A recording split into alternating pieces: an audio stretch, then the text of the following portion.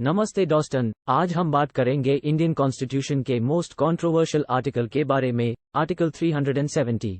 Article 370 Indian constitution का एक ऐसा आर्टिकल है जिसका इम्प्लीमेंटेशन और रिमूवल के बारे में बहुत से डिबेट्स हैं। इस आर्टिकल के इम्प्लीमेंटेशन से जम्मू एंड कश्मीर स्टेट को अपने कॉन्स्टिट्यूशनल पावर्स और स्पेशल स्टेटस दी गई थी, लेकिन अभी तक आर्टिकल 370 के रिमूवल के बारे में बहुत से ओपिनियंस हैं। कुछ लोग कहते हैं कि ये आर्टिकल नेशनल इंटीग्रेशन के लिए हानिकारक है और आइज रिमूव करना चाहिए, और कुछ लोग कहते हैं कि ये आर्टिकल जम्मू एंड कश्मीर के यूनिक कल्चरल आइडेंटिटी को बचाने के लिए जरूरी है और आइज रिमूव ना करना चाहिए। इंडियन गवर्नमेंट ने 2019 में आर्टिकल 370 को रिमूव कर दिया और जम्मू एंड कश्मीर को यूनियन टेरिटरी बनाया, लेकिन अब भी इस बात पर बहुत से लोग फिक्र करते हैं कि ये मूव कॉन्स्टिट्यूशनल और ह्यूमन राइट्स के खिलाफ है।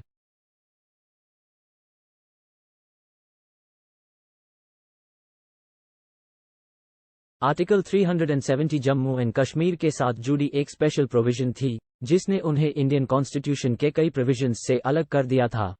लेकिन 5 अगस्त 2019 को इंडियन गवर्नमेंट ने आर्टिकल 370 को रिमूव करने का फैसला किया। इस रिमूवल प्रोसेस के लिए पार्लियामेंट में 2 इंपॉर्टेंट बिल्स पास होने थे।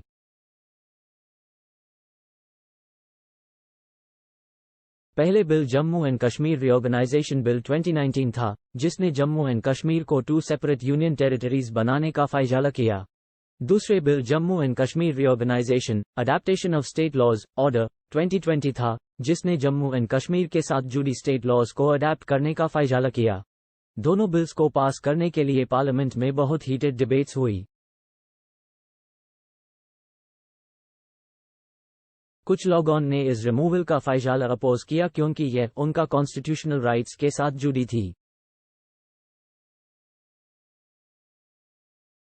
लेकिन गवर्नमेंट ने कहा कि आर्टिकल 370 के रिमूवल से जम्मू एंड कश्मीर को डेवलपमेंट और प्रोग्रेस मिलेगा।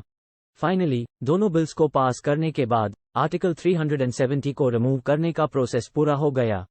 इस रिमूवल के बाद जम्मू एंड कश्मीर के लोगों को इंडियन कॉन्स्टिट्यूशन के कई प्रोविजंस का फायदा मिलने लगा, जैसे रिजर्वेशन, राइट टू एजुकेशन और राइट टू इंफॉर्मेशन।